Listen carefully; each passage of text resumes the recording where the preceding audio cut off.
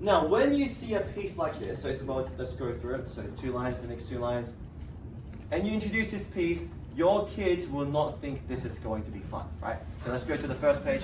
You're going to say, all right, we're going to play this piece called Invention. And already their eyes get big.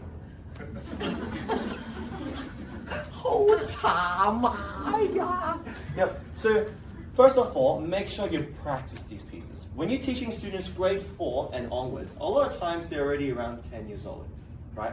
So now, no longer, if you just play well for them, they're no longer going to go. They won't, because they've been with you for 2 years already. It's not going to impress them, right? So all of you, when you teach grade 4 and onwards, you should all have about 2 or 3, I call it flexing pieces. Yeah? Some diploma piece or grade 8 piece that you can flex and show off on the spot. For example, Isabel, stand on my left here. When you play this invention, it's like a quick dance. So you've got to move lightly and quickly. So move for me, ready, go. Very fast, right? So eventually you can play big stuff like this. And move. And when you get even better, you can play stuff like this.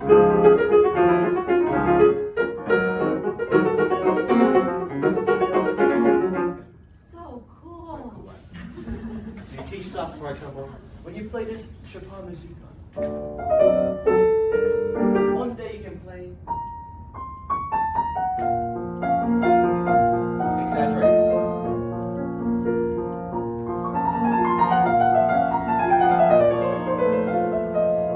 Boy, he's not even looking at the keys.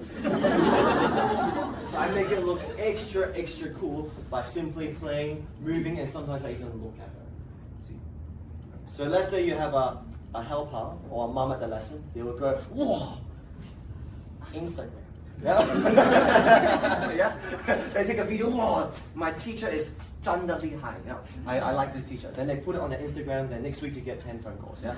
Alright, great. Now, one more thing is what to do when you're demonstrating and you get to a spot where you think you're about to slip, right? So you've introduced the piece, you say, all right, we're no longer grade 1, 2, 3, we're not going to practice 1 line a day. Grade 4 onwards, you get your pencil, we do the first 3 lines, next 3 lines, all right, it's now more. But now, you're going to demonstrate. Dang, dang, dang, dang. Disaster coming. Yeah? So then you're playing this piece, you've practiced already. 2, 3, 1, 2, 3. Make sure it's smooth and even. And go 1, 2, 3, 1, 2. Now you're about to slip. Yeah. You want to look very professional, because you are professional, but you're about to slip. Number 1, should you keep going? Or number 2, should you stop? You should all stop. Please stop. Please do not do this. 1, 2, 3, 1, 2, 3, 1. 1, 2. Sorry. 1, 2. Sorry. 1, 2. Today I don't wear the right contact lens, so I'm very dry. So give me patience. 1, 2, 3. 1, 2, 3. Sorry. Okay, you practice. So remember, you guys are role models. You guys always have to look good. So this is what you should do. Watch. You go 1, 2, 3. So it's the next page now. So we're on the very top. 1, 2, 3. 1, 2, 3. And then over here, you tell the student, it's very difficult. So you stop. Ready one more time. So Isabel, stand on my left. Ready and go. 1, 2, 3. 1, 2, 3. And over here, it's very difficult. Get a pencil. Because they look so professional. But really, you just couldn't play it. Because the right hand is very difficult. It's got the different articulation, different fingering, right the fingering in. So use 2, 3, 4. Very awkward. Also awkward for you. 1, 2, 3. So you want to practice it many times. So I put 10 times, but do 5 times in a row correct. Yeah? So if you make a few more mistakes, do a few more times. 1, 2, 3, 1. Remember to do it slow first, because you can't do it fast yet. So do it slow. So 1, 2, 3, slow. And again. And eventually fast, because now you're ready to practice, right? 1, 2, 3. Let me wipe my sweat. Alright, now moving on, let's do the left hand. Also very difficult. 1, 2, 3, 1. And eventually 1, 2, 3, 1. And both both hands slowly. 1, 2, 3, 1. And over time, you should be able to get it.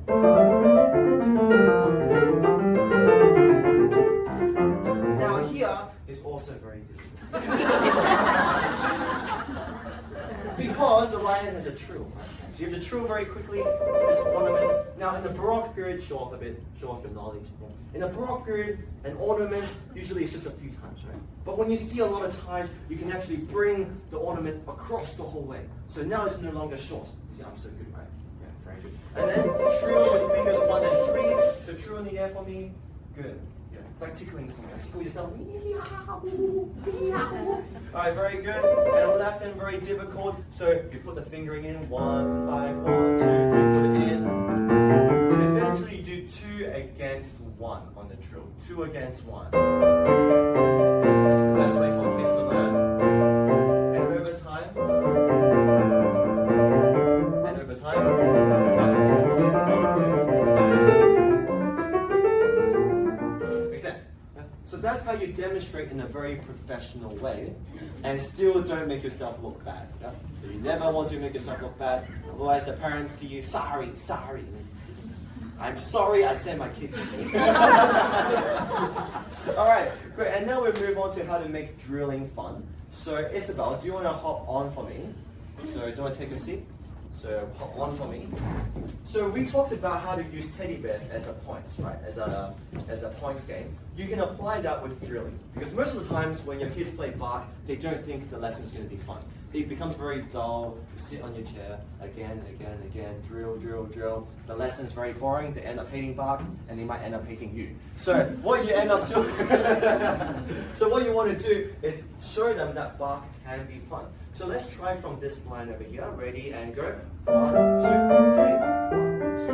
Now here, let's say she makes a mistake. That's okay. Stop. Get a pencil. And why is it so cool that when you demonstrate, you stop when it's hard and demonstrate? It's because when you find it hard, most likely your student is going to find it hard. So in a way, you're already circling the anticipated problems before it even happens. You see how smart that is? So let's say over here, she needs to drill. Isabel, so remember, I do, you do, we do. Everyone repeat, go. I do, you do. No, sorry, we do first.